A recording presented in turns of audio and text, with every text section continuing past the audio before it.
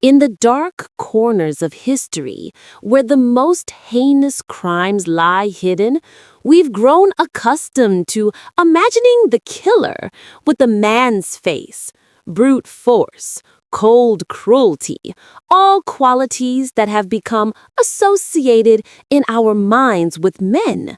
But what if evil had another face? A soft face, one that smiles gently and offers you tea with warm hands just before it takes your life. These are not ordinary tales of crime. This is a journey into the depths of the souls of three women who turned their role as givers of life into a horrific ritual of reaping souls. Women who didn't use force, but trust. They didn't break into homes. They welcomed their victims at their doorsteps. They were the gentle nurse, the friendly wife, and the kind neighbor. We will delve into true stories that surpass the wildest fiction to discover how jealousy, greed, and twisted love can create monsters in the guise of angels. We will pull back the curtain on Jolie Jane, who healed with one hand and killed with the other, the Butcher of La Porte, who built her fortune on the remains of her lovers, and the soap maker who turned her neighbors into sweets and soap to protect her son. Prepare yourself, for tonight we turn the page to the other side of evil, the face you never expected to exist. In Boston in 1854, a child was born into tragedy and was named Honora Kelly. Her life from the beginning was a thin thread of misery. Her father, Peter Kelly, was an alcoholic tailor with a personality so eccentric that people nicknamed him Kelly the Crack. As for her mother, she did not remain long in this world, as tuberculosis stole her away, leaving her children to an unknown fate. In 1863, when Honora turned 6, she and her sister were placed in the Boston Female Asylum, a place for destitute girls. There, her fate changed once again when she was taken in by a stern woman named Toppan. It was not a formal adoption, but more like a business arrangement. Honora took the new family name to become Jane Toppan, but she never experienced the warmth of a real family. Jane grew up under constant reprimand for her Irish origins and was forced to hide her accent and behave in a way that pleased Mrs. Toppan. She lived in the same house with Elizabeth, Mrs. Toppan's foster daughter, who represented everything Jane was deprived of: beauty, status, and privilege. In Jane's young heart, a poisonous seed of envy was planted, and it continued to grow in the dark for years. Jane was adept at hiding her true self. To the public, she was Jolly Jane, the charming, vibrant girl who was always laughing. But behind this mask hid a cunning, manipulative girl with a volcano of resentment boiling inside her. In 1885, Jane decided to forge her own path and enrolled in nursing school at Cambridge Hospital. There, she found her calling. With her charm and attractive personality, she won the hearts of patients and doctors, but her fellow nurses saw what lay behind the mask. They saw her lies, her gossip, and her petty thefts, and they began to distance themselves from her. In the hospital corridors, among the patients struggling with death, Jane began to discover her dark passion. She was no longer content with just observing life and death. She wanted to control them. She began her secret experiments on patients, especially the elderly and the terminally ill, those whose rapid decline no one would notice. She used morphine and atropine as her weapons.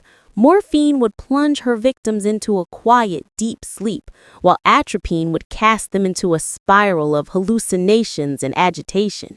She found a demonic pleasure in manipulating her patients' consciousness, shifting them between the world of peaceful dreams and terrifying waking nightmares. She was only one who knew the secret of their torment, and this gave her a sense of absolute power. Amelia Finney, a patient who had undergone surgery, was the first known victim of her experiments. Jane gave her a bitter medicine that made her lose consciousness. As Amelia drifted in and out of sleep, she felt Jane slip into her bed and kiss her face. Amelia survived, but she dismissed the incident as just a strange dream and did not realize the horrific truth until years later, when the crimes of Jolly Jane were revealed to the world. But Jane's experiments did not go unnoticed. Her colleagues began to suspect her of overusing opiates, and she was soon dismissed from Cambridge Hospital and then from Massachusetts General Hospital. But this dismissal was not the end of her career. Rather, it was the beginning of a bloodier chapter. Jane moved on to work as a private nurse, away from watchful eyes. Now she had unlimited access to vulnerable victims who trusted her blindly in their own homes. The wolf had become the shepherd of the flock, and the angel of death was wearing the gentle nurse's uniform. In 1859, a heavily built girl named Brynhild was born in Norway. Her life was harsh from the beginning, but a horrific incident in her youth may have been what ignited the first spark of the monster within. While pregnant, she was brutally assaulted, which led to a miscarriage. Just 1 month later, the man who assaulted her died under mysterious circumstances. Many believe this was her first crime, a silent revenge that no one noticed. In 1881, Brynhild immigrated to Chicago, where she shed her Norwegian name to become Belle Peterson. She was a tall, strongly built woman who worked hard as a waitress and then in a butcher shop, where she learned the art of precisely cutting meat. Her appearance was intimidating, but her personality was even colder and harsher. Belle married a man named Mads Sorensen, and together they opened a candy store. Not a year passed before the store mysteriously burned down, and they received a large sum of money from the insurance company. With that money, they bought a house, which also burned down shortly after, allowing them to collect an even larger insurance payout. It was a series of very profitable bad luck. Death began to circle Belle more directly. She adopted 2 children, Caroline and Axel, and both died within 2 years from acute colitis, symptoms that closely resemble those of poisoning. Of course, both were insured, and Belle received a financial payout for their deaths. In 1900, it was her husband, Mads Sorensen's turn. On one single day, 2 of his life insurance policies overlapped. On that very day, Mads complained of a headache, so Belle gave him a remedy, and by the end of the day, he was dead. Belle collected the equivalent of $250,000 by today's standards. Despite the doctor's suspicions, no autopsy was performed on Mads. With her new wealth, Belle bought an isolated farm in La Porte, Indiana. There, the most murderous phase of her life began. She married a widower named Peter Gunness, and just 1 week after the wedding, his infant daughter died while in Belle's care. Months later, Peter himself followed. Belle claimed a freak accident had occurred where a heavy meat grinder fell from a high shelf onto his head. Investigators didn't believe the story, but no charges were filed against her, and Belle once again collected a huge insurance payout. After that, Belle perfected her demonic plan. She began placing matrimonial ads in newspapers, seeking wealthy and polite men to share her life on the farm. Her letters were filled with promises of a quiet and stable life. Men responded to her ads and traveled to La Porte with all their life savings, only to fall into her trap. She would welcome them warmly, offering them a delicious meal, poisoned with strychnine, a violent poison that causes painful muscle spasms and asphyxiation. Once they were incapacitated, she would end their lives with a heavy blow, then drag their bodies to the cellar.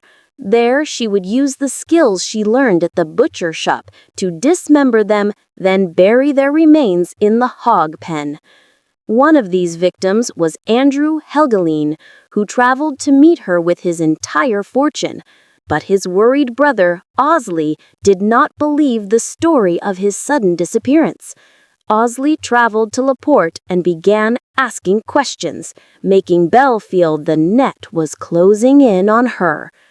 On the night of April 28, 1908, a fire broke out at Belle's farm.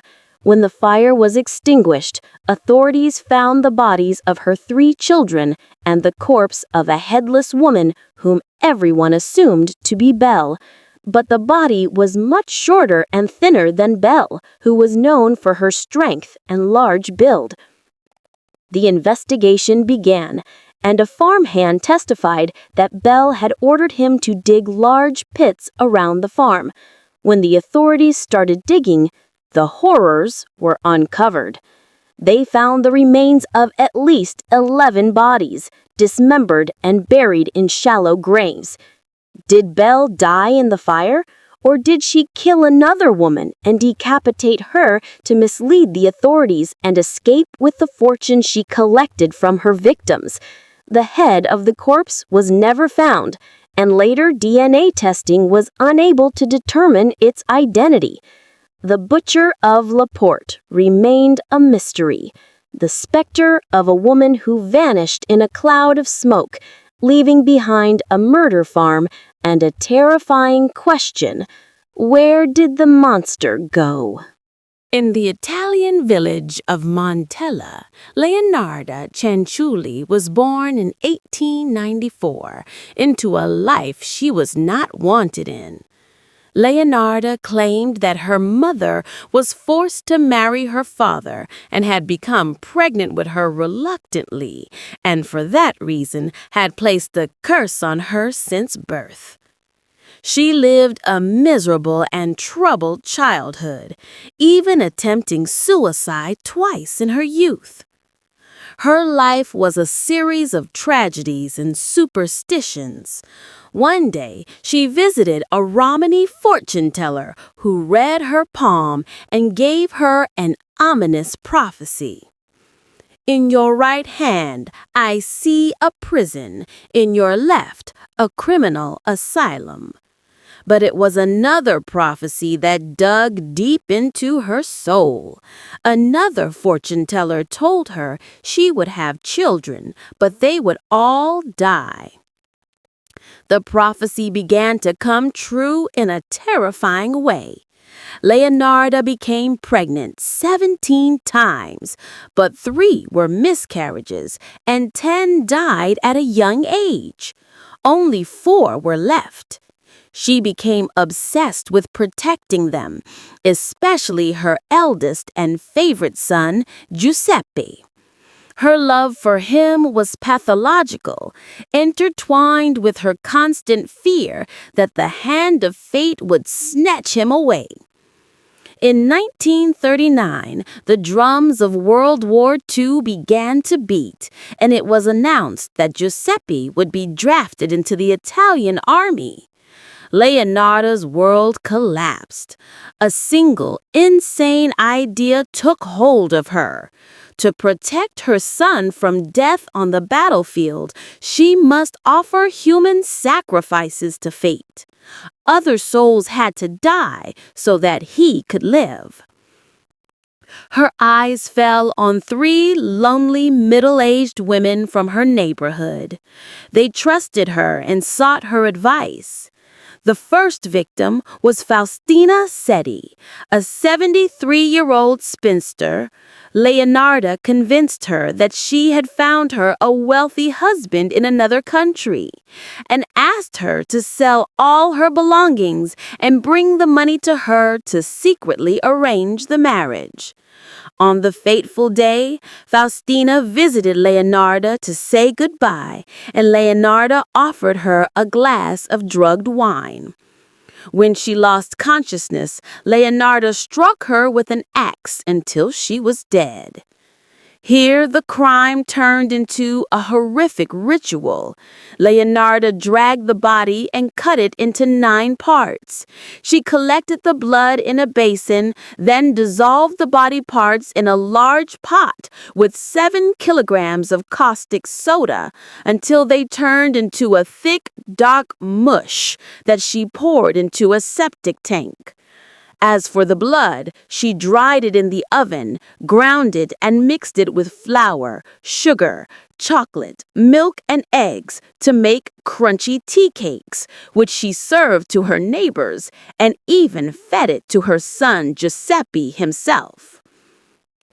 The scene was repeated with Francesca Soavi, whom she promised a prestigious job at a distant school, and with Virginia Cacioppo, a former opera singer whom she lured with a secretarial job for an important man in Florence.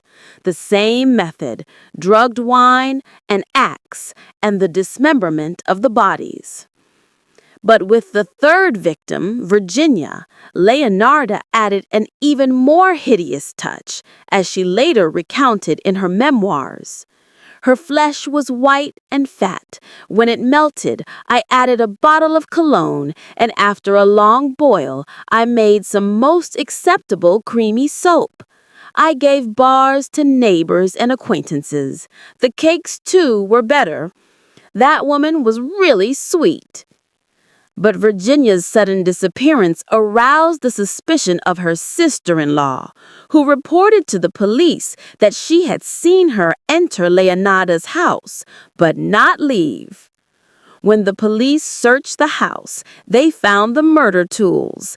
Leonarda broke down and confessed to everything in chilling detail, without a shred of remorse.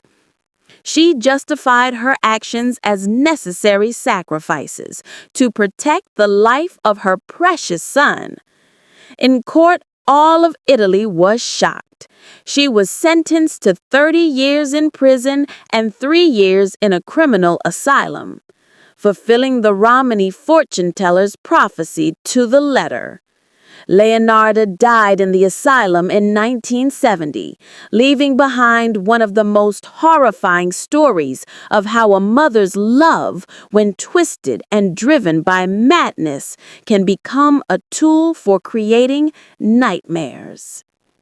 And so we reach the end of our journey into the depths of darkness. Jane, Belle, Leonarda. 3 women, 3 stories, and a single face of evil hiding behind the mask of familiarity. We saw how envy turned a compassionate nurse into a monster who reveled in controlling her patients' lives. We witnessed how greed drove a widow to build her fortune from the remains of the men who trusted her. And finally, we were frozen in horror by a mother's love that twisted into madness, turning her neighbors into sacrifices to protect her son. These stories prove that evil is not confined to a specific gender or form. It can be lurking in the closest of places, behind the warmest of smiles, and in the very hands that are supposed to give life, not take it away. The most important question remains: how many monsters live among us, disguised as ordinary people we greet every morning? Share your opinions in the comments. What part of today's story shocked you the most? If you enjoyed the story, don't forget to hit the like button and subscribe to the channel to be the first to hear our upcoming stories. Your support is the fuel that keeps us going.